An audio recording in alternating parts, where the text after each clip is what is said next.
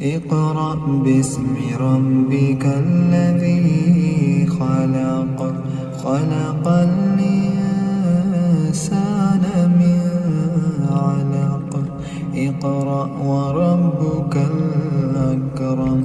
الذي علم بالقلم علم الإنسان ما لم يعلم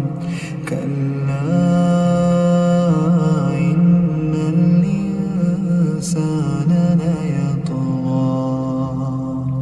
أن رآه استغنى إن إلى ربك الرجعى أرأيت الذي ينهى عبدا إذا صلى أرأيت إن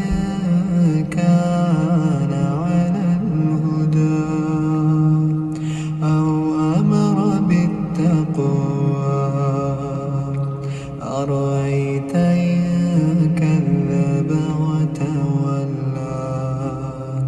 ألم يعلم بأن الله يرى